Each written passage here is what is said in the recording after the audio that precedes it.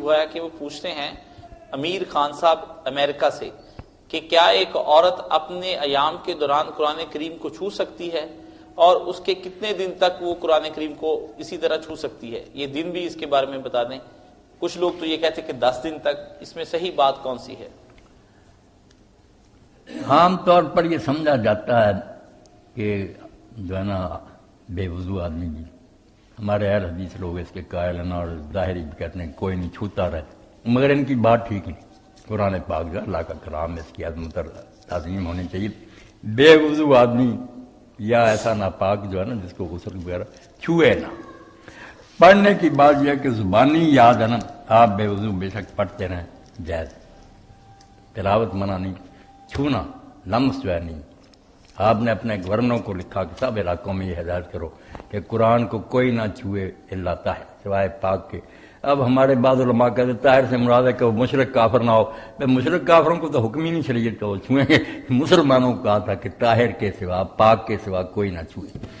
اس لیے مرد ہو عورت ہو، چھونے کے لیے پاک ہونا ضروری. زبانی پڑھنا ہے تو بے شک کوئی جنا ان میں پڑھتی رہے. جس میں آیا تھا نا کہ حیض والی عورت اور جنبی تلاوت قرآن نہ کرے، وہ نہیں حدیث صحیح. امام مالک کی بات ٹھیک ہے کہ چھونا منع، تلاوت کر سکتے ہیں.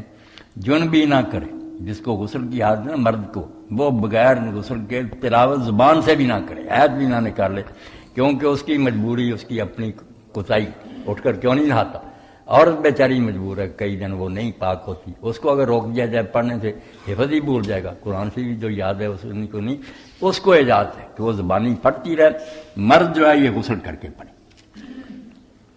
بلیڈنگ کے کتنے دن بعد تک؟ وہ کہتے ہیں کہ کسی کی بلیڈنگ رکتی ہی نہیں، تو کتنے دن بعد تک وہ دوبارہ؟ بس ایسی عورتیں جن کو یہ بیماری ہوگی نا استحاضہ کہ رکتا ہی نہیں، ان کو چاہیے کہ یا تو اگر رنگت سے پہچان سکتی، پہلی بات تو رنگ سے پہچاننا کہ اگر گاڑھا ہے اور سرخ ہے وہ حیض ہے، اور اس کے بعد جو ہے نا زرد قسم کا اور پتلا، پھر وہ بیماری ہے.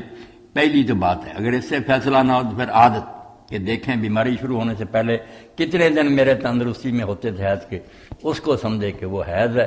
جب وہ دن گزر جائیں 5 دن سے پڑھنا شروع کر دے. بالکل ہی نہ ہو تو 10 دن کے بعد تو پھر کرنا ہی چاہیے. رب نواز صاحب یہ پوچھتے ہیں کہ اگر پیشاب کے قطرے بار بار آتے ہوں تو اس دوران کیا کیا جائے؟ وضو بار بار کرے یا نماز پڑھ سکتا ہے؟ جس کو قطرے آتے ہوں نا پیشاب کے یا ہوا خارج ہوتی رہتی، یہ اللہ کا بندہ مستثنا ہے، معافی. اس کو کرنے کی کوئی ضرورت نہیں. اس کو جب وضو کرے بس اس وقت ایک بار اپنے سارے حصے جو ہے نا ان کو دھو لے وغیرہ مسا کر لے. بے شک دھوتے بھی قطرے نکل جائیں نا یا ہوا نکل جائے کوئی بات نہیں، کام پورا کر لے. اور بعد میں بھی ہوتا رہا جو کچھ ان قطروں کے اور ہوا کے علاوہ کچھ اور ہو جائے نا جو بندے کے بس میں ہے، اس میں وضو کرنا یہ سمجھے معاف ہے.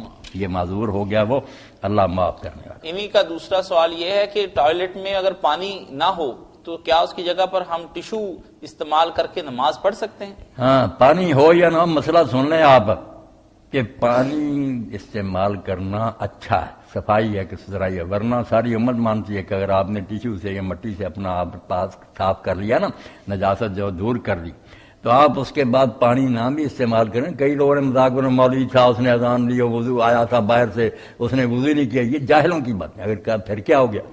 جو ہے نا پخانے کے بعد مٹی سے ڈھیلے سے صاف کرنا یہ لازمی ہے کہ اس کو دور کرو. اس کے بعد جو ہے نا کہ بو وغیرہ ختم کرنے کے لیے پانی سے استطابہ، وہ استنجا جی جو مٹی یا ڈھیلے سے کرتے ہیں، اس کے لفظ استنجا، یہ ہے استطابہ، زیادہ صفائی. بہت اچھی بات، مگر نہ کرے تو اس میں پاک ہونے میں کوئی خلل نہیں. نماز درست ہے بالکل.